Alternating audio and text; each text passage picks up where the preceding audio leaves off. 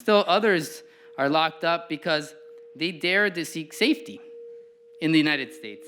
Federal law is clear that anyone who is physically present in the United States can request asylum. It does not matter where you come from. It does not matter how you got here. And yet, coming to the United States without the federal government's permission is also a federal crime. And so that's why in the summer of 2018, we saw federal officials taking parents from their children. Their kids were being sent off to places like that old motel in Tucson that was surrounded by tall fencing and monitored by 24/7 security cameras. And parents were being criminally prosecuted in federal courts.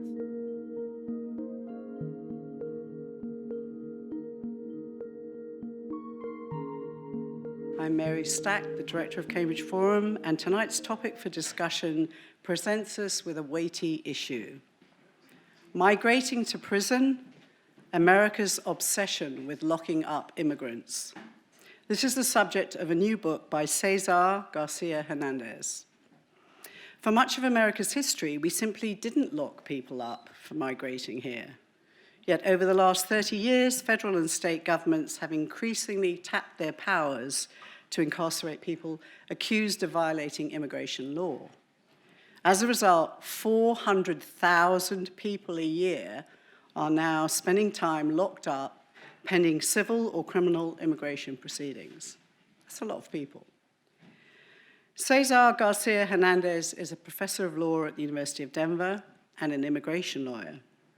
In his new book, he takes a hard look at the immigration prisons system's origin, how it currently operates, and why. He tackles the growing and lucrative private prison industry and criticizes those on the political right who continue disingenuously to link immigration imprisonment with national security risk and threats to the rule of law. Tonight, we will also consider the morality of US immigration policy as viewed by the international community. Is locking up children and elderly people a humanitarian crime? And does this unethical conduct permeate the national psyche and thus fuel xenophobia? But first, to help us understand the situation on our southern border, I'm very pleased to introduce Professor César García Hernández.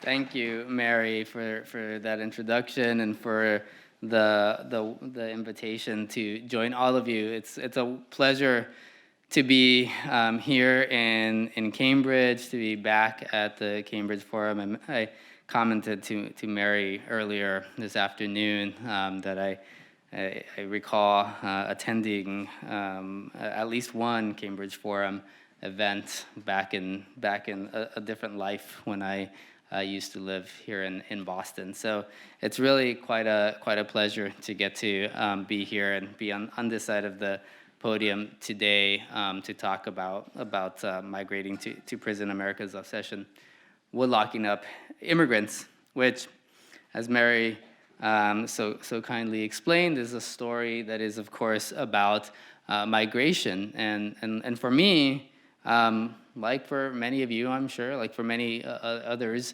migration is something that's always been a part of my life, of my lived experience. I was born and raised in McAllen, Texas.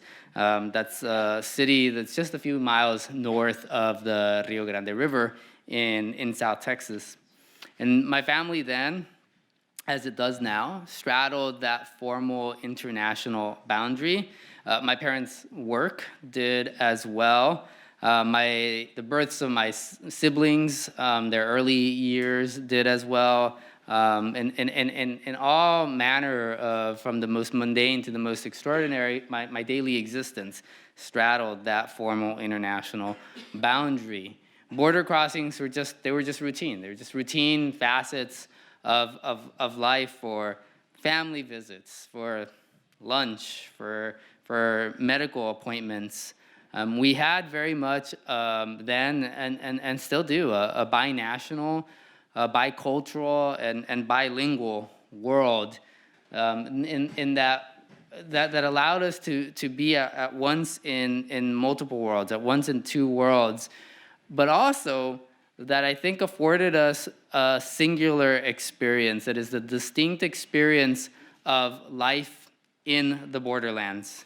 And it was there in that region of South Texas, northern Mexico, that my parents managed to raise 5 children in a migrant farm worker housing project by doing what many people have to do to get by scrimping, by scrounging. There were times where we recycled cans, not because we had any sense of reusing some resource, but because we needed the money. We used to stand in line for government surplus cheese and free peanut butter that used to show up in large trucks. And we did this because of the situation that our family was in. For most of his life, my father worked in a hardware store. My mother cleaned homes, and for a time she worked in factories that NAFTA created. And my parents were in the situation because they did not have much by way of formal education. My father finished high school in Texas, in the US. My mother finished the 3rd grade in a little town in the mountains of the state of Querétaro in central Mexico, where she grew up.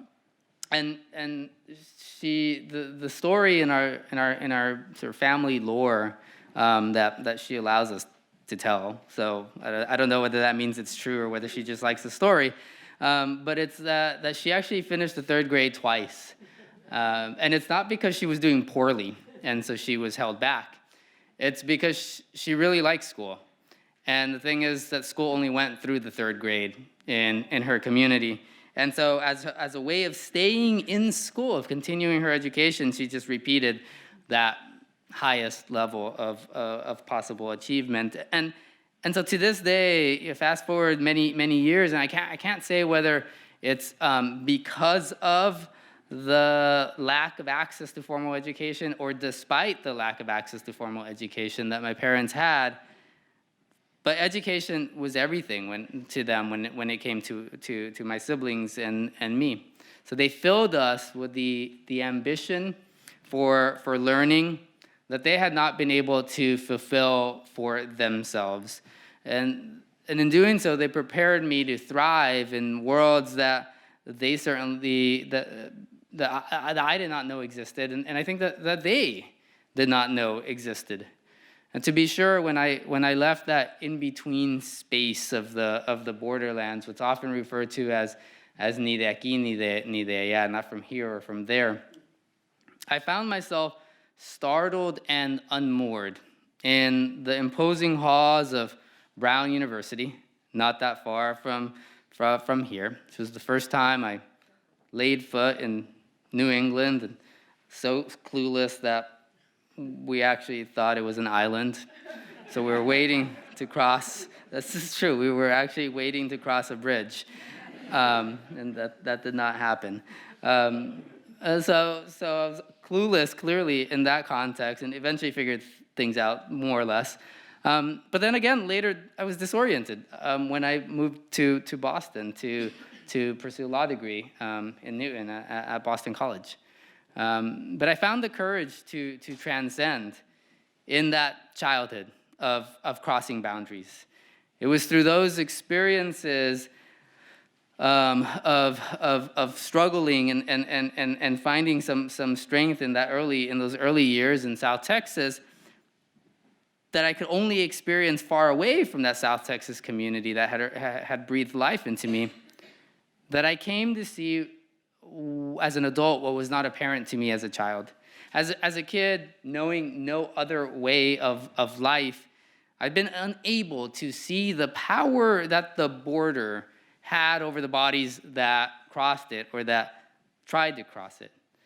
I did not know that the Border Patrol, La Migra, as it's often described, was not an everyday feature of life as experienced by most people in the United States, as it was for me and my family. I did not know that immigration checkpoints an hour north of the border would raise eyebrows outside the region. I did not know that there was anything strange about the occasional tío who was sleeping on our couch as he made his way north for work. In short, I did not realize the power that the law had in my own daily existence until I had the opportunity to take myself outside of that comfort zone and reflect on where it is that I'd been.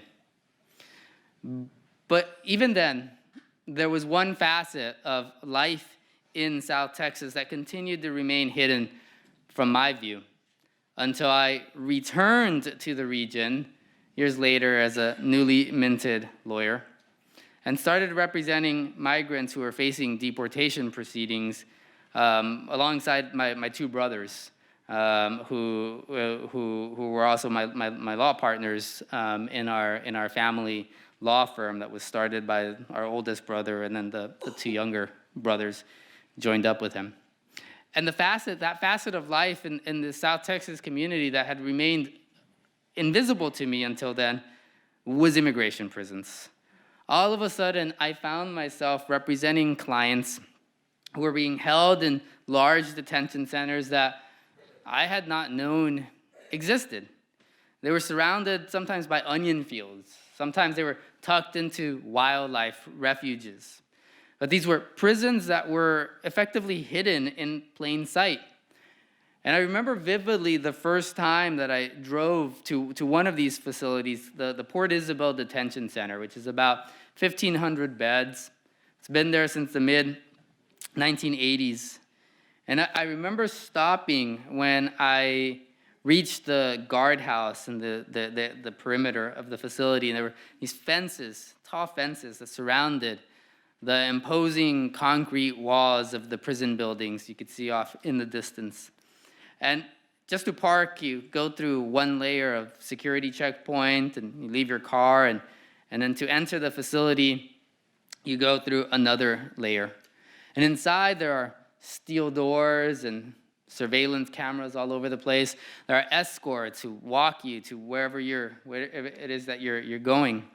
And for me, that was a cinder block visitation room where the rare attorney goes to meet with a client. And I say rare attorney because we were few and far between, those of us who were regularly representing people who were detained in Port Isabel and another similarly large facility that was in the area. So years later, I now have the great privilege of calling myself a law professor, a writer, a teacher. I've written for more than a decade about the ever-growing intersection between criminal law and immigration, and about the criminalization of migrants themselves. And as I've reflected on this book and started thinking about where the idea for this book came from, I suppose in a way it started on that first drive to the Port Isabel Detention Center. But I think more fundamentally, more accurately, it started when I was a child. And in my view, the law was nothing more than the power of the Border Patrol to decide who got to go live with their family, who got to go to work, and who did not. And so I think it's accurate to say that as long as I've been doing this work, as long as I've lived this work, this book has existed in my mind somewhere. Imprisonment is just the harshest trend, the harshest reality of this trend. It's the part of immigration policing that led to the death of a man named Kamiar Samimi. 40 years in the United States, he had a green card in hand. And ICE showed up at his door one day and took him down to a private immigration prison in suburban Denver, and 2 weeks later, he was dead. Now, the government's press release said that he died suddenly. But the government's internal investigation report, released over a year later and only after an open records request by a local journalist, said that the nurses in the facility did not follow the medical instructions provided by the doctor. Immigration prisons are the places where the government, where our government at times oversees suffering, where the quality of life suffers, and indeed where sometimes it goes to end. And for those reasons, I've concluded that immigration prisons are not defensible. In Migrating to Prison, I trace how the United States once shut down its immigration detention system and how for 25 years after that, we went on without them. And I describe how starting in the late 1970s, the United States then turned to building the largest immigration prison system in the world.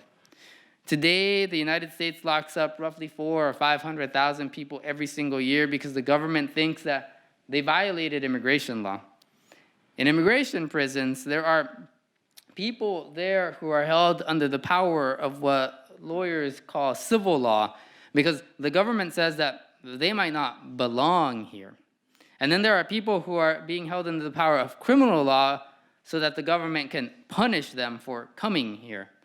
And today, immigration prisons are everywhere, and they take just about every form, from an old motel in Tucson hugging Interstate 10 to a 1,400-bed concrete fortress outside of Seattle in Tacoma, Washington.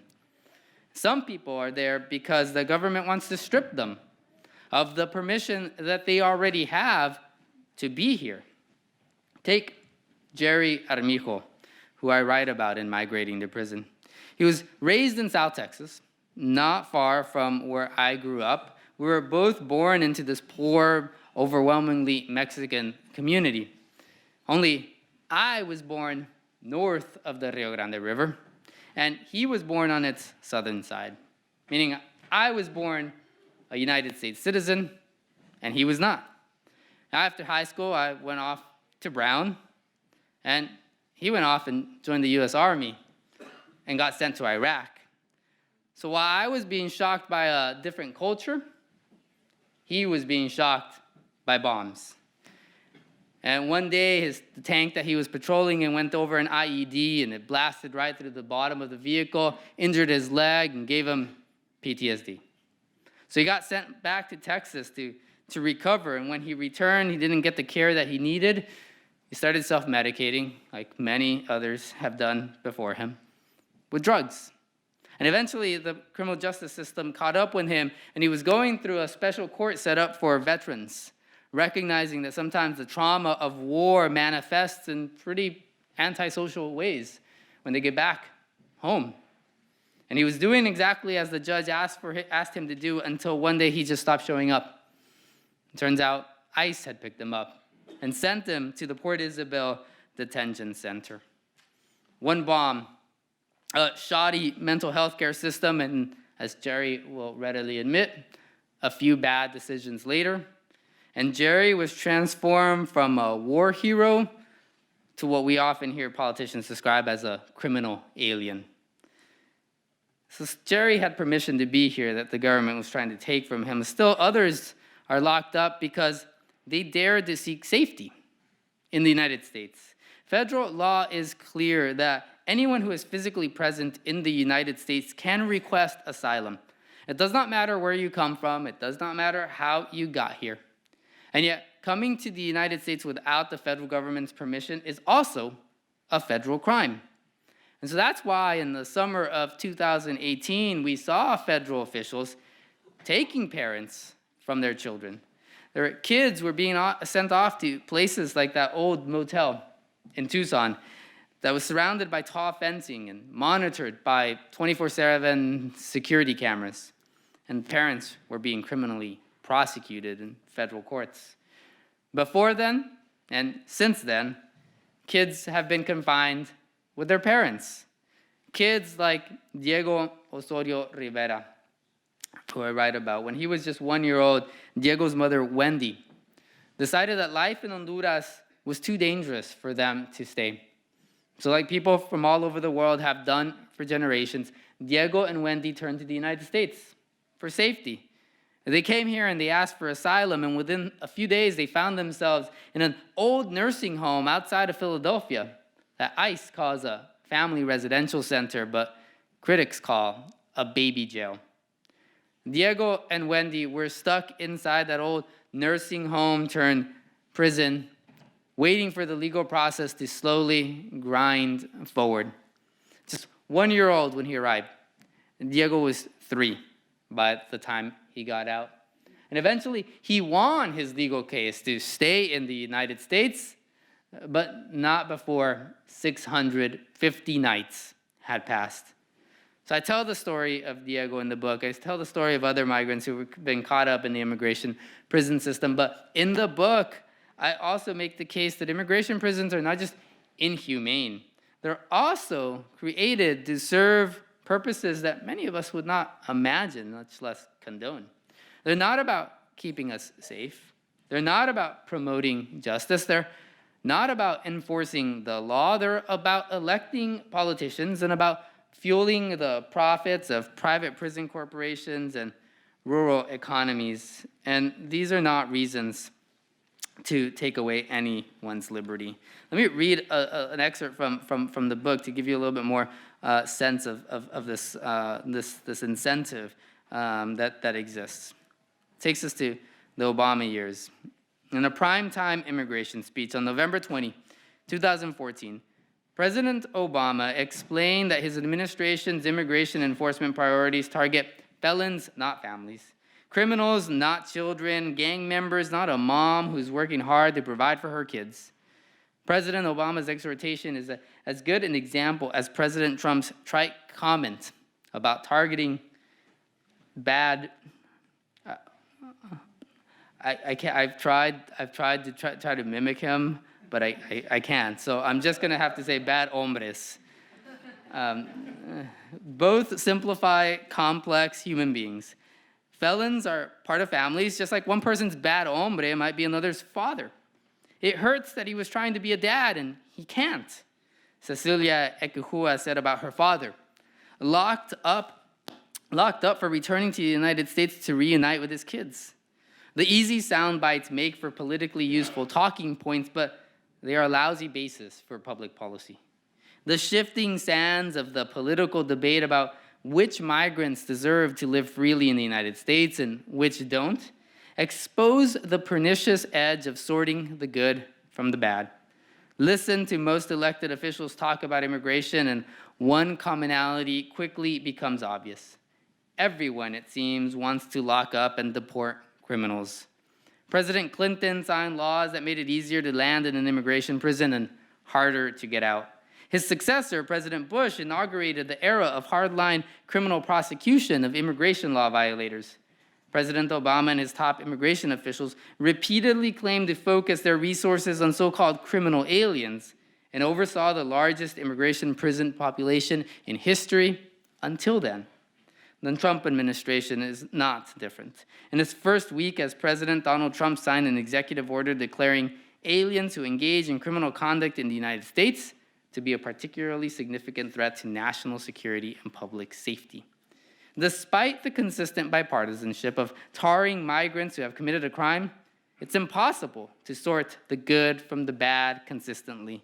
Obama's felons, not families remark categorize people into 2 boxes: family members on the one hand and criminals on the other.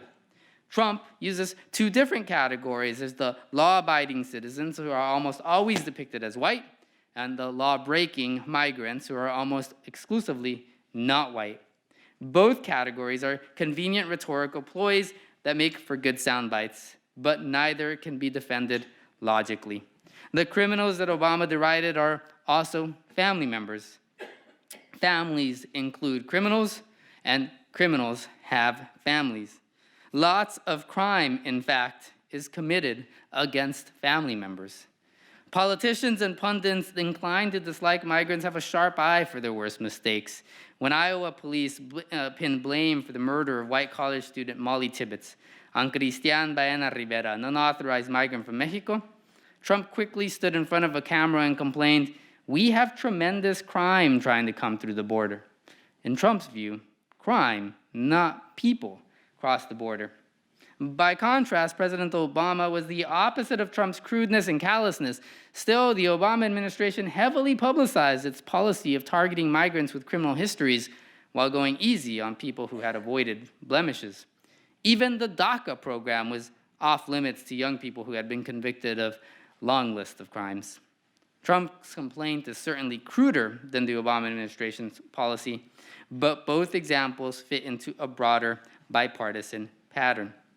So there's a political logic that helps to fuel the immigration prison system that exists today. But this is also a story that's very much about money. For private businesses, for local governments, immigration prisons are an attractive financial spigot. In 1 year alone, Congress spent about $2.7 billion on ICE's detention system alone. And the two largest private prison corporations in the United States, a company called CoreCivic and another called the Geo Group, each get about half of their revenue from the federal government.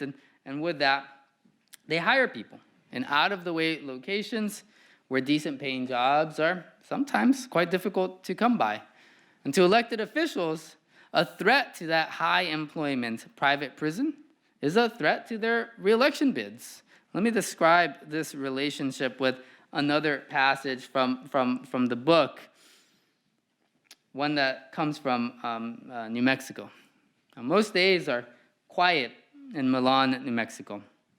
The Wow Diner offers a 1950s throwback experience with red booths lining the U-shaped building. And Kiva Cafe smothers its sopapillas in a red chili that screams New Mexico cuisine. If Milan's 3,000 residents want more options, they can jump on Interstate 40 and head an hour and a half east to Albuquerque, unless they are locked up. Almost 40% of Milan's population lives inside the Cibola County Correctional Center, a monochromatic complex of beige buildings tucked behind the Wow Diner.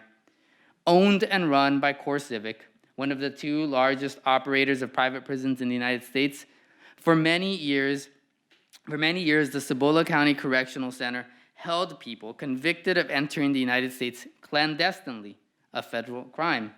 As convicted criminals, they were behind bars because they were being punished. Rings of concertina wire stretched across the tops of 2 layers of fencing leave a clear impression that punishment is the goal.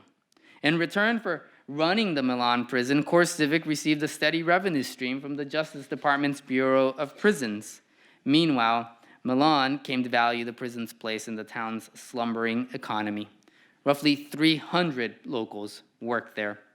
When the Bureau of Prisons announced in July 2016 that it would not renew its contract with CoreCivic, at the time it was called the Corrections Corporation of America, or CCA, a shudder jolted the community.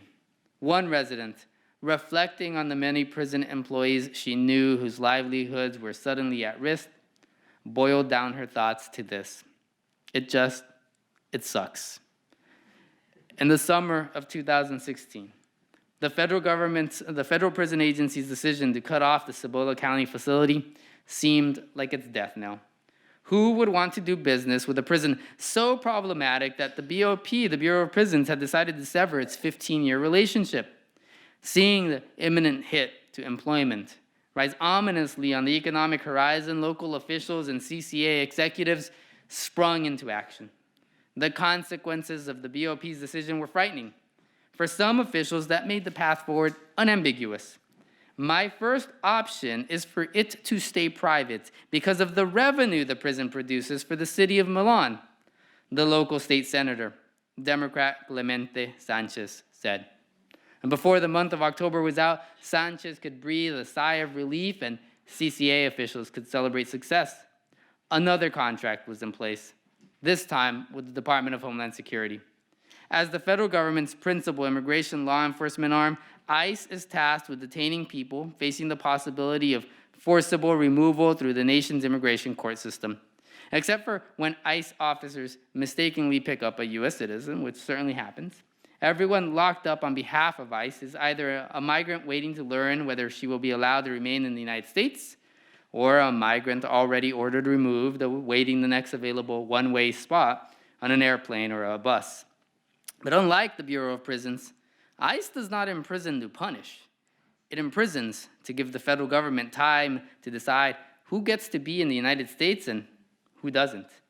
This isn't punishment, courts tell us. It's just deciding where on the map people should stand. Well, politics and profits are the reasons why we see so many people locked up these days, but they're not reasons to lock up, and they're not defensible reasons to lock up anyone. And that's why, in the end, I call for abolishing immigration prisons. And what I call for, I know, is not a small task, but it's also not impossible.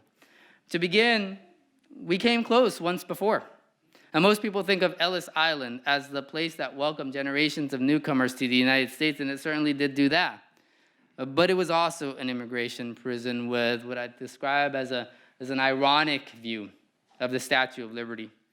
Just like today, back in the 1950s, immigration prisons like Ellis Island were said to protect us from ungodly dangers. Today, it's terrorists and gangs, but back then it was communists. The Soviet Union was recovering from the immense pounding that it took during World War II. The Cold War had started and had become actual military engagements in places like Korea. And the little speck of land off the coast of Manhattan, of southern Manhattan, was supposed to keep us safe from people like Ellen Knopf. Let me tell you a little bit about Ellen Knopf. She was born in Germany, but she spent part of Hitler's reign in Czechoslovakia. And when war caught up with her, she headed to England as a refugee, where she worked for the Royal Air Force and then the U.S. Army. While helping the Allied forces, she met U.S. citizen and Army veteran Kurt Knopf. After the war, the two married with the approval of the Army's commanding officer in Frankfurt, and taking advantage of the War Brides Act, a special immigration procedure created by Congress, precisely to let war veterans return to the United States with their new wives. Ellen arrived in New York on August 14, 1948. And that's when the honeymoon turned to a nightmare. Citing evidence that they refused to disclose, even to the Knopfs, immigration officials at Ellis Island were anything but welcoming. Ellen was excluded from the United States and sent to the restrictive quarters of the island's immigration station to fight for her freedom. As we approached Ellis Island, she later wrote, I could see that parts of it were enclosed by double wire fences, topped by barbed wire, and marked by what appeared to be watchtowers. These fenced-off areas were subdivided by more fences, which gave the whole place the look of a group of kennels. This was the 1950s, and by the 1950s, that facility, it needed to be repaired, replaced, or discarded. And in the White House was the war hero turned Republican president, Dwight Eisenhower. And yet, instead of fixing up the Ellis Island prison, Eisenhower chose to shut it down. On November 11, 1954, his Attorney General, Herbert Brownell, presided over a naturalization ceremony at Ebbets Field and announced a new position that the government would take. He said, today, the little island between the Statue of Liberty and the skyline and piers of New York seems to have served its purpose. A few days later, the New York Times reported the last detained alien, a Norwegian seaman who had overstayed his shore leave, was a passenger on the battery-bound ferry. The United States government knew that this Norwegian seaman violated immigration law. It knew that it had him in its hands, and yet the United States government ferried him into southern Manhattan. Neither the United States government nor anyone else knows what happened to him after that. So I think that if the Eisenhower administration wasn't dissuaded by the Cold War from taking the step of shutting down immigration prisons, it's time for us to start thinking equally courageously. It's time for us to stop constraining our vision of what is deemed to be possible. Inside spaces where I know folks are going to remember the words of a man named James Baldwin, I want to point you to the way in which I start the book by quoting a line from his famous essay, The Fire Next Time, where he says, I know that what I'm asking is impossible, but in our time, as in every time, the impossible is the least that one can demand. We have to ask for the impossible. because we know what happens if we don't alter course. But instead of getting mired in despair, I think that we can think about how to take some steps to push our country toward a future. That when it comes to the lack of immigration, prisons look a little bit more like our past. And in this period of never-ending presidential campaigning, I just put out there that I think it's important to remember that when we vote, we don't just vote reflexively. Immigration prisons didn't start in January 2017, when Donald Trump entered the White House, and they won't end when Donald Trump leaves the White House.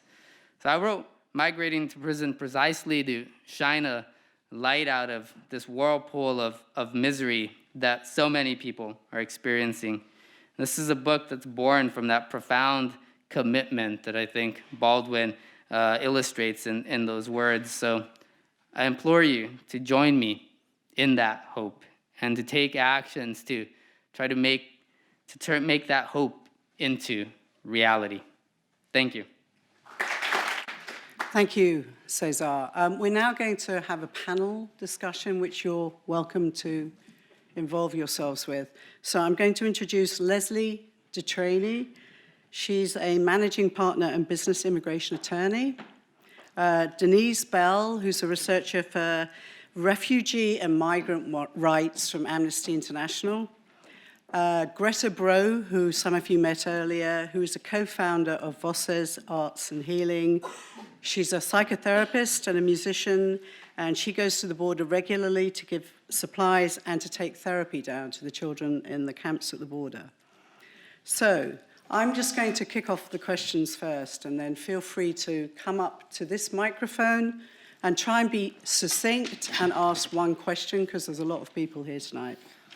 Okay, so what's the panel's kind of response to the general idea of, well, you know, this has got nothing to do with me, this is all going on at the border, why should I care about this? I'm okay. What's your individual responses to that comment? Leslie. I go first, okay. It doesn't affect us. I'm a business immigration attorney. I visited the border because you have to. I do volunteer work, but even if you don't kind of engage on immigration on that level, you go out to eat, you shop, you engage in the economy that is our economy, that is run by us and people who come here as foreign workers, either legally or without permission across the border. And what's going on now is affecting all levels of that. It's not just detaining inhumanely families at the border. It's about a kind of wholesale attack on what we know as the role of in our time. And first, I'd like to say thank you for having me here. And César, that was excellent. And I have to say, I worked on Wendy and Diego's case, Amnesty International campaign to get them out of Berks, the baby jail. And I've also been to civil. Yes, yes, exactly. But I'd like to step back and bring in the global human rights framework, and that is the bigger question here. It's not just about the United States. The United States is part of an international community, a global community that agreed to adhere to certain principles and obligations after World War II that are grounded in human rights and refugee protection, from the Universal Declaration of Human Rights to the Refugee Convention to other international covenants. And the US, for all of its flaws, and as César pointed out so well, this is not a new problem. It's an existing problem of immigration detention, violations against the rights of people seeking safety. It's accelerated under this administration. But until this time, the US had a sort of moral authority and actually led in terms of what we call refugee protection. And that would be settling the most number of refugees in the world, bringing them from host countries to the US, to abiding by the rule of law in the US, which is the right to seek asylum. And I'd just like to put that in context. The US signed and ratified the Refugee Convention. And it took that convention, international human rights law, broadly speaking, and made it US law in 1980 with the Refugee Act. And so think how important that commitment to refugee protection is. We took international human rights law, the right to seek asylum, and we made it US law. And we have been a leader, and now we have stepped back. And since we have abdicated our leadership, that has created an opening for the rest of the world to say, why should we, if there's nobody else who's going to follow the rule of law, international standards like the US? And that goes from resettling refugees to turning away people seeking safety at the border, putting them in arbitrary and indefinite detention, including families. And we see this ripple effect around the world. We see it in Europe, we see it in South Asia, we see it in Australia, which offshores families, asylum seekers, refugees who are medically ill indefinitely, and they cannot leave an island. They cannot get to the mainland. The other thing is that this has a corrosive effect on the fabric of society. We turn away from one another. There's a rise in xenophobia and nationalism. When we see it here, but it's not just here, it ripples out.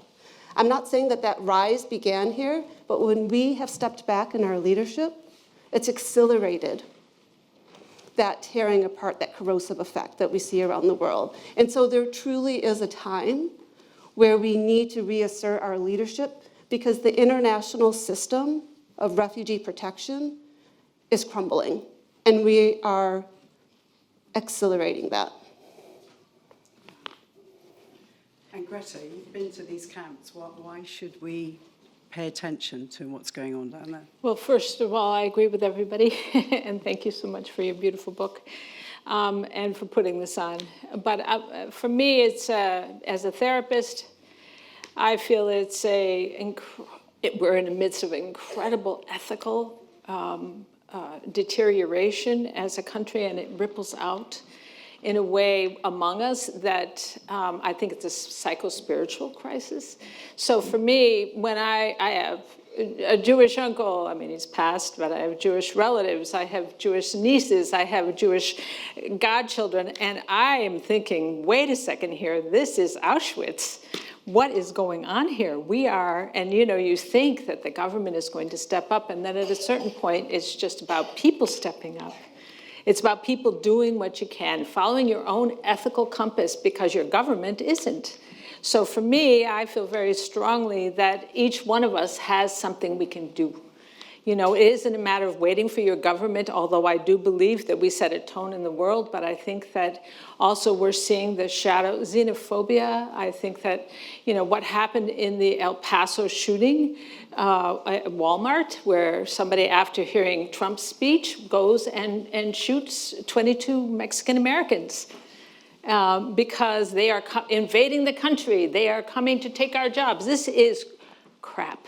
Excuse me, but I feel that we are in the midst of a lot of crazy propaganda and hysteria, and we have to. And for me, it's about doing what you can. For me, I called up my friend Mitchell Kosick, Stan Strickland. I said, we got to send a bunch of psychotherapists and expressive therapists to ICE, but ICE didn't open the doors, and this was first, let's go to Florida and go to ICE down there, and let's infiltrate with energy and compassion and love.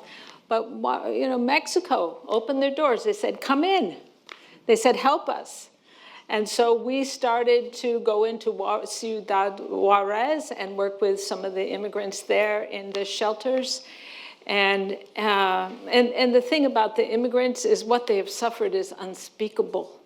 It is the same as what went on in Nazi Germany. It is. I mean, we can try to hide from that, but this is the US.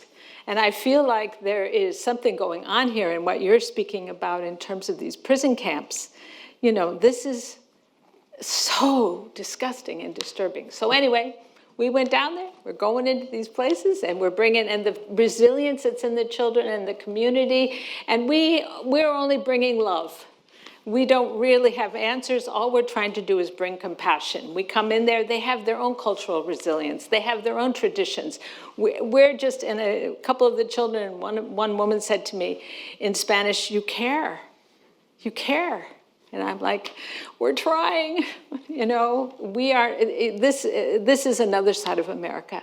There is compassion here. So for me, it's a compassionate culture, I would call it. You know, it's a compassionate revolution that has to happen now. Has to happen now. And, you know, politics is one thing, and people doing what they can is another, and stepping up. And there's so many ways you can get involved and speak up and protest. And I could go on. Okay. Thank you, Greta. I really want to open it up to people on the floor to come up to the microphone. If you have a question, please. Don't feel shy, but do keep it to one question, not to a long statement.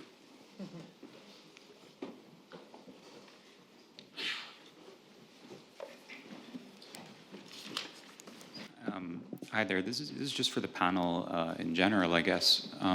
The impression I get is that most people, myself included, don't really know the full extent of the kinds of abuses that take place by ICE and Border Patrol and in their facilities or just in their regular sort of operations.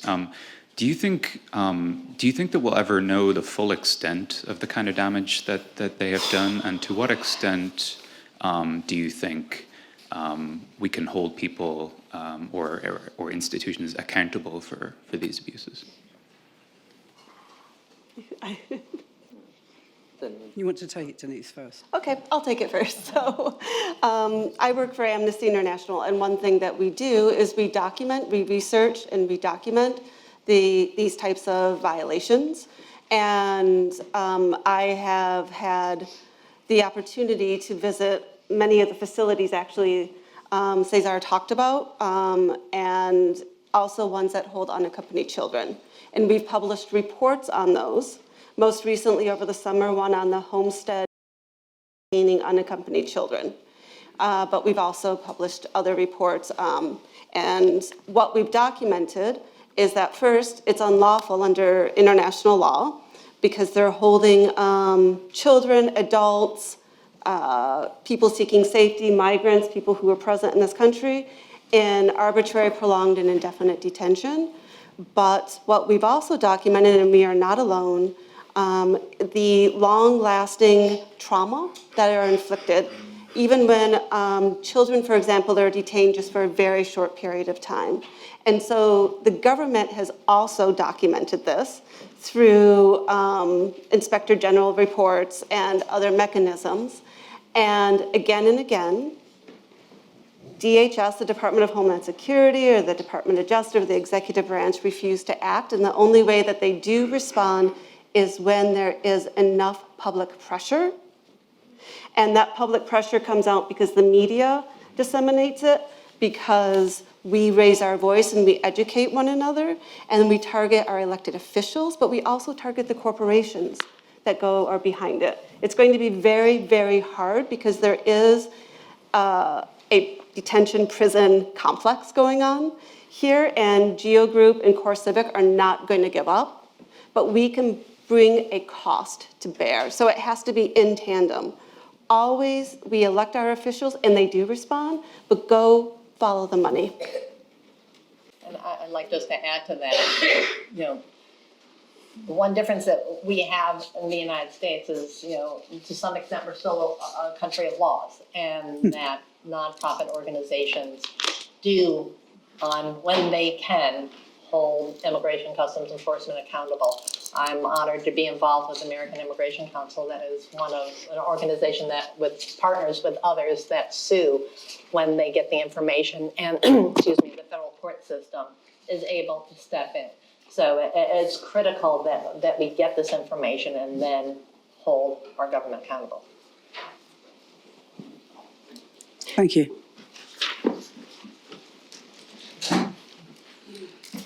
So thank you very much. I'd like to ask a question which may be a little too broad, but we are in a church, so I feel free to ask this question. Given that we live in a world that is rife with geopolitical divisions, what would be a compassionate and humane immigration policy? I said it was too broad. But I'd like to say something, and not that I can address what that policy would look like, but I can say it on a very human level. When and if you want to learn about what's happening or what has happened, for example, in El Paso and Juarez, you should watch the WGBH Frontline special targeting El Paso. And it's online and you can watch it. This is very informative.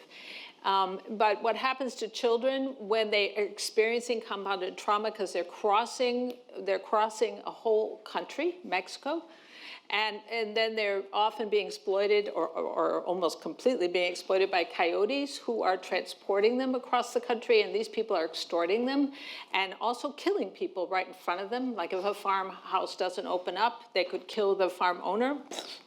And then now they have witnessed that, so they are constantly at risk. And then the Mexican cartel and other cartels have a target on their back to extort their families in the US and back in Honduras or El Salvador or Guatemala. So for me, it begins with compassion. There has to be a way in which we understand, and psychologists need to be involved, that these children, when they're going through this, and the adults, there's compounded trauma. So you cannot put these children on cold floors in these facilities in the United States when they are already experiencing incredible stress hormones, fight, flight, and freeze. So, and then they start to stop being able to learn and grow, and they have physical symptoms. So it begins with take care of the children and the families, and never, we have to create, if we're going to have any kind of system, and I'll let the lawyers talk to this, but that it has to begin with caring about the quality of their experience after they've been through so much. Where is American compassion? Sorry, so. I think if we decide that we're gonna lock up people, we'll find the reason. Right now, the two reasons that the courts give us, that the law give us, are keep people from endangering others, so promote public safety, or to make sure that folks show up for court dates. Well, if what we want to do is promote those two goals, we can do that without locking up people. We've got pilot projects going back to the Reagan years in which sometimes the government, oftentimes NGOs, have provided support services to people who are going through the immigration court process, including people with criminal histories, including people who are applying for asylum, including people who have very limited ties to the United States. And time again, those have had remarkably high success rates. I write about this toward the last chapter of the book. And what that entails is you provide legal services. So right now in the ICE's detention network, the majority of people who are going through the immigration court process while they're locked up by ICE don't have access to a lawyer, right? That means that assures you an outcome, but not a particularly legitimate outcome. Right? So you provide people with lawyers, but don't stop there. Provide people with social workers, therapists, folks who are going to be able to inject some amount of stability into the lives of folks who are going through what is inherently a highly stressful process. Provide case managers, folks who are going to be able to make sure that you know where you've got to be, when you've got to be there, and how you're going to get there, whether that's bus fare or a ride. Do you have childcare? Right? These are some of these are really basic issues that are enormous obstacles in the lives of ordinary people, like all of us. But when the stakes are your ability to live with your family, your ability to live in safety or not, I think we need to take that money that we're currently spending on steel doors and barbed wire and reposition it toward supporting the humans, but also supporting the legitimacy of the legal process that is supposed to be determining who gets to be in the U.S. and who doesn't. Thanks. I just wanted to ask a question. We were talking about this earlier, Leslie. When people say this is just a border issue, it's a great deal more than that, because it's not just Mexicans, people south of the border, that are being targeted, and you're working with some of that, aren't you, Leslie? Yeah. I brought some numbers with me because we talked a little bit on the phone about this before. You know, I don't believe it's just an attack on the southern border of our country. I think if you look kind of more globally at what's happening in the United States with immigration law, you'll see a systematic erosion of the ability for people to come into the United States legally. And you know, for business immigration, it came in under Buy American, Hire America. Anyone here with that executive order? It got like no press, right? It's not the travel ban. It didn't, you know. But When was this? I'm sorry? Can you explain when that was? It was April of 20, I was about to ask my husband, was sitting in the front row, and he just walked away. Thank you, 2017. And it directed the federal government to look internally on what it could do to promote hiring Americans. And every department within our government stopped and did that, and they slowly, over time, started issuing memos to enact it. And I mean, it's silly, some of them. Like, you know, there's a memo that went out from the Immigration Service revoking deference. If the Immigration Service has made a decision and you are applying for the same benefit 3 years later with absolutely no change, they are not giving deference anymore to that decision. So we work with employers who have hired people for years and years and years, and all of a sudden their visas aren't being renewed. Or visas that were issued regularly, you know, let me look for the H-1B numbers. There was an approval rating 3 years ago of 94%. Now we're down to 75%.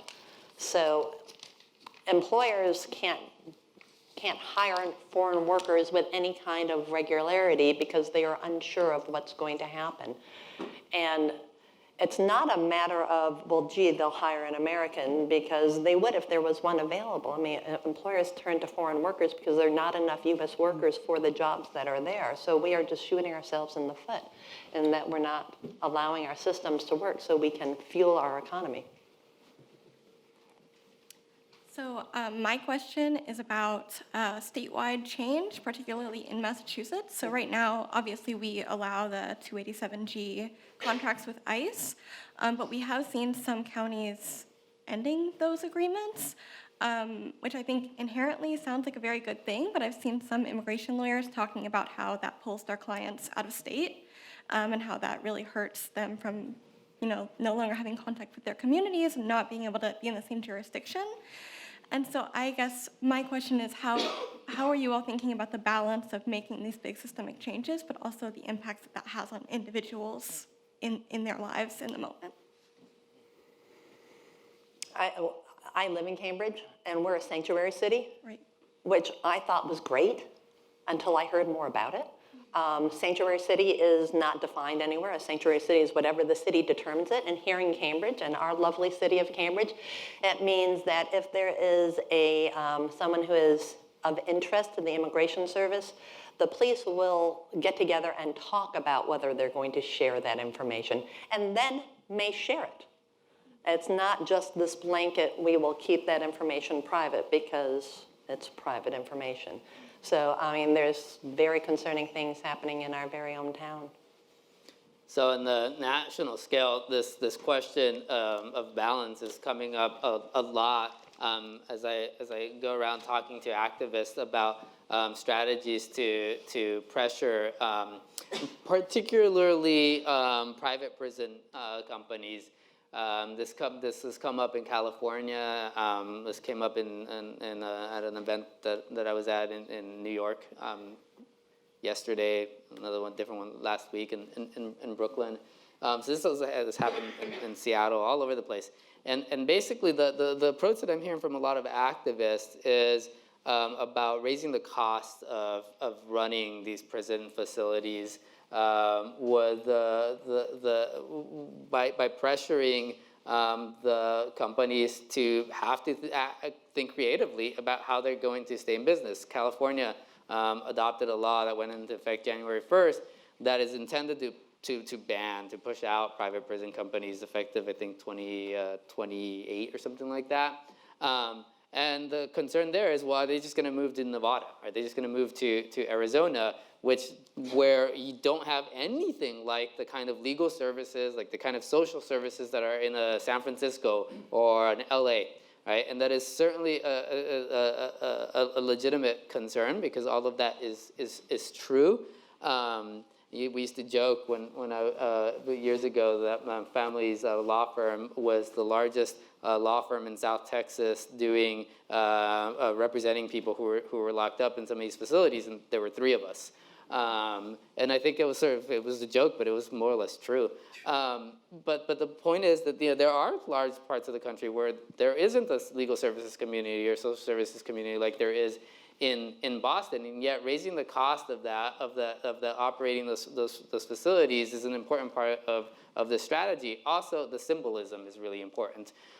What's doable in California, what's doable in New York, and what's doable in a place like Cambridge, like Massachusetts, is what's only a dream in most of the United States. Right? And so that sets the high water mark for what advocates across the rest of the United States can aspire to and see that it can turn into a reality. And so I think in terms of the modeling of the kind of advocacy, creative advocacy that can happen in places like that, that's an important dimension to the work that I think a lot of activists are taking quite seriously.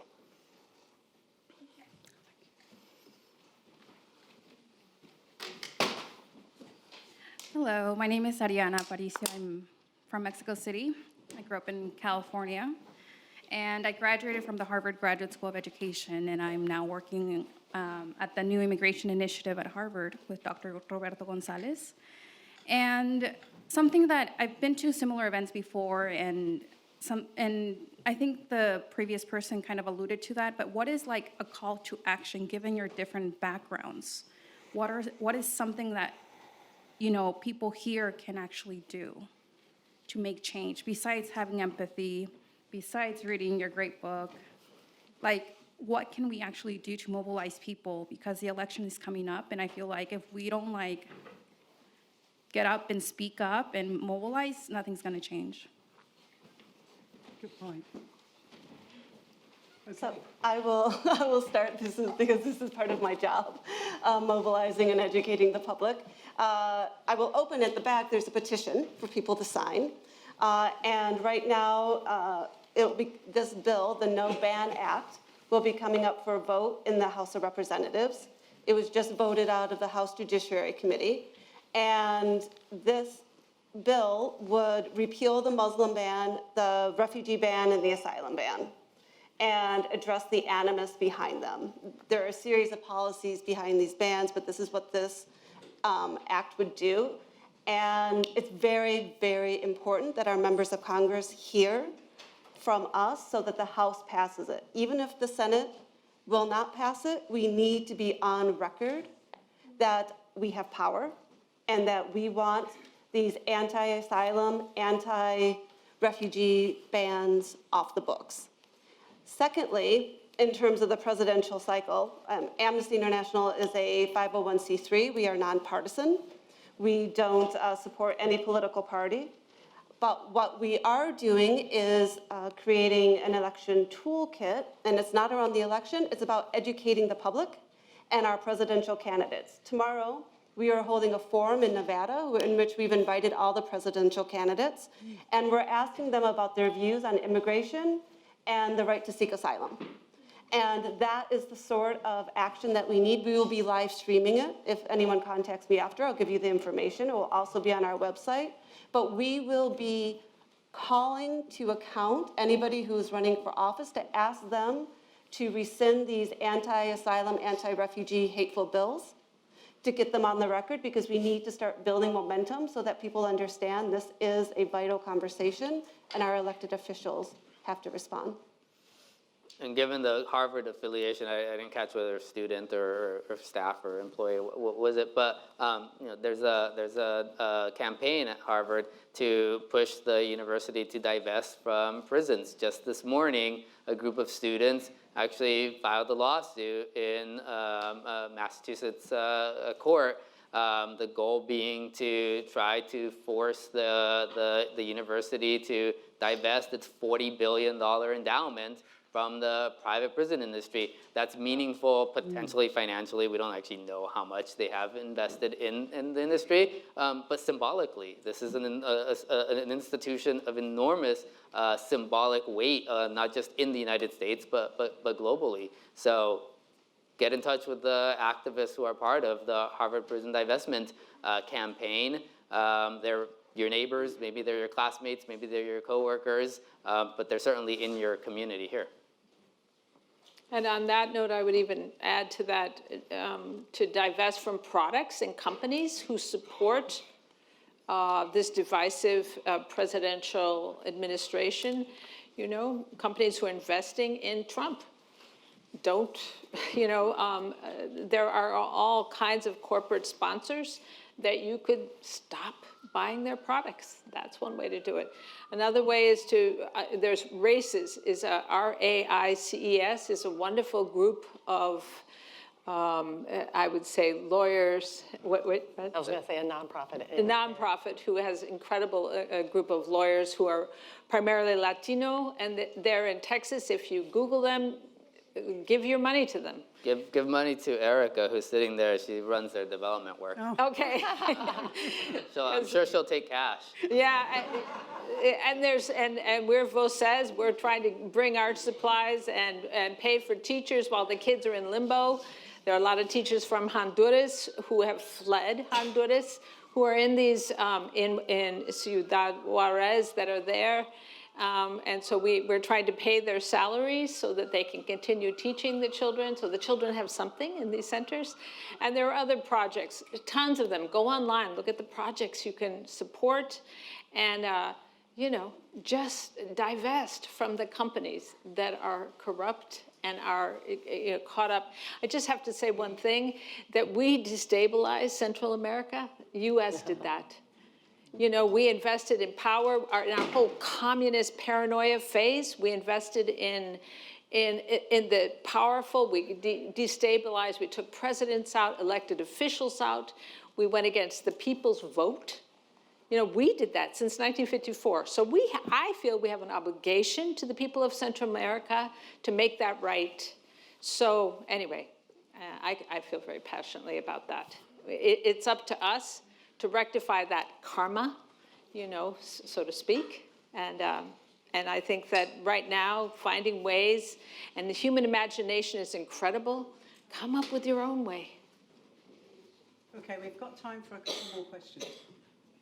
I think leading into that, what you were saying, my question is, how do you make sure that as white and white passing folks that you're not doing savior work, but you're centering leadership of those who are affected? For me, we are a multicultural, multiracial organization, VOCES, Arts and Healing, and I think it's a really important question. We're not going in to be colonists and saving it to, you know, for our own conscience, but there is that aspect of needing to respond as a privileged white American. I feel I need to respond, so. But our group is multiracial. Anything else? I went down to the border April last year to Dilley, and Dilley staffs a lot of its volunteers through law students, and I know they make a point of being diverse in all aspects, but then the experience is eye-opening. It doesn't, I hear your question, I see the importance of the question, but when you are faced with hundreds of people being detained, I think every person who can get down there and help is a valuable person to be down there and help, because the need is great. So one of my motivations in writing the book was a great frustration that I've had for many years of hearing stories, reading stories about the border that are told by people who are not particularly attuned to the border. Thank you all, Greta Bro, Denise from Amnesty International, Leslie Ditrani, César, for this amazingly wonderful discussion. I'm sorry it was cut short.